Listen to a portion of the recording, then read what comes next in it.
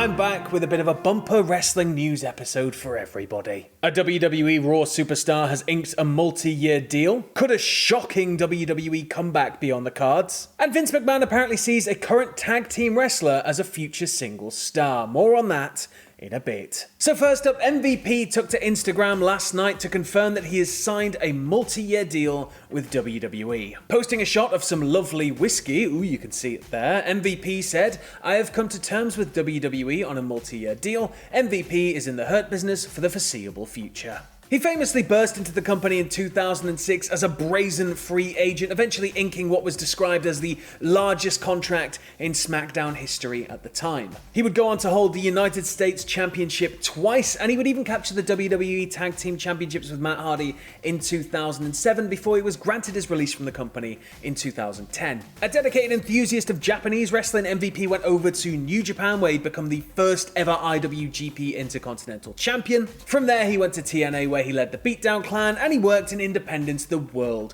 over. Most recently, he's been leading the Hurt Business, Shelton Benjamin and Bobby Lashley into battle on Raw, and it's been pretty alright so far. It'll be nice to see it continue, but the bigger question, I guess, is with a longer deal, like with him signing for multiple years, could we maybe see one last big singles push of MVP? It's something that people have been sort of itching for, like around the time it was revealed he was going to be coming back, you know, could it possibly be a thing? I personally think that he could lead a great singles feud on the current roster, but I guess only time is going to tell. But if he is to have one last singles run, who and what do you think he should be doing? Because you could argue for and against him going for belts, but he's always better when he's in a feud and he's being cocky and he's such a good heel. So personally, I think like a more personal feud might work quite well, but I don't know. Let me know in the comments below. Now, there's been a hell of a lot of things going on this week in wrestling. Probably none stranger and more outlandish than Marty Jannetty's announcement on social media that he'd made a man disappear. But in a similar vein and regarding violent actions of the past, it's weird, and I'm just going to read it out, but former WWE announcer Hugo Savinovich has claimed in a recent upload to his Facebook account that NXT Superstar Karrion Kross in a former life used to do dirty jobs for mafia groups as a real-life mercenary. Now that is a big claim, and essentially the language would lead you to believe that Karrion Kross worked as a killer for hire for some rather unscrupulous types in a former life. I'm also pretty sure that any genuine killer for hire, if that information had gotten out, would not be very happy, but, thankfully Hugo's taken back to his Facebook to clear everything up. So Hugo uploaded another video just to clarify things a little bit more.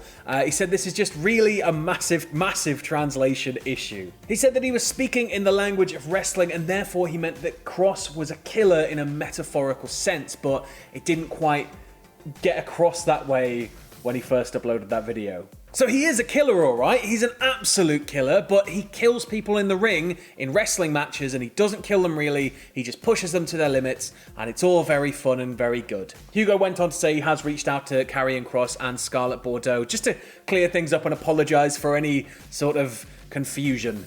He said that he wishes Kross and Scarlett all the best, and he says that he hopes that WWE will not stifle such strong character talent. So yeah, that was lovely, and it was really nice of him to upload that and clarify, and I nearly didn't catch it, so I was nearly going to sit here and be like, Karrion Kross, murder for hire, but thankfully Hugo's cleared it up. Next up, I've got a quick update regarding WWE Raw Underground. WWE have filed a trademark for the name. The trademark itself covers things like broadcast. It covers like broadcast across all platforms. It covers them covering it on their website. I guess it probably includes a logo and stuff like that. It just seems so they can lock everything right down.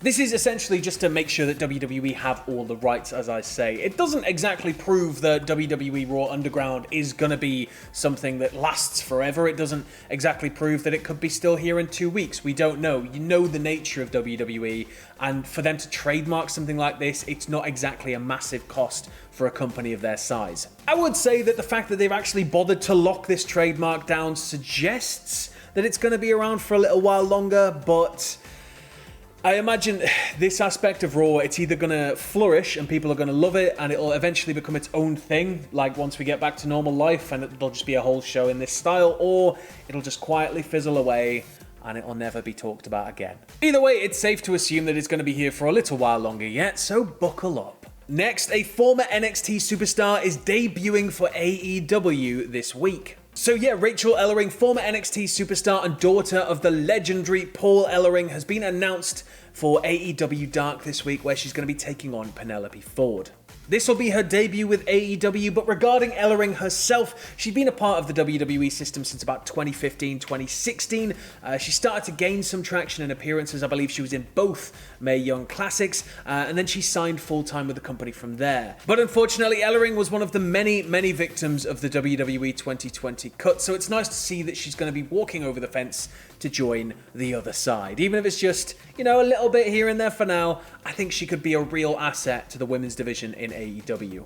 So in 2015, Tyson Kidd suffered an extreme injury. It was an injury so bad that only 5% of people who suffer the injury actually survive it, and of those who survive, apparently most of the people that survive are quadriplegic. It's a very minuscule percentage that are able to go on and walk again like Tyson Kidd has. Unbelievably, he beat those insurmountable odds, but understandably, he then had to walk away from the ring. He went on to transition into a backstage producer role, but he's hardly shied away from the fact that he misses in-ring competition. He apparently even lobbied WWE to let him appear at a Royal Rumble as like a special mystery entrant. That never came to be, and it seemed that Tyson Kidd was set to just remain backstage and working in that producer role until 2 days ago. 2 days ago, Natalya uploaded this video. It's of Kidd working out in a WWE ring. He is in unbelievable shape. He's running the ropes, he's springboarding, he's balancing upside down in the corner, and he even locks up with Natty. And understandably, this has set the entire internet on fire. The fact that he's moving so fluidly, the fact that he's in amazing shape, the fact that he's in a WWE ring and nobody's told him, oi, get out of the ring, we don't want you getting hurt.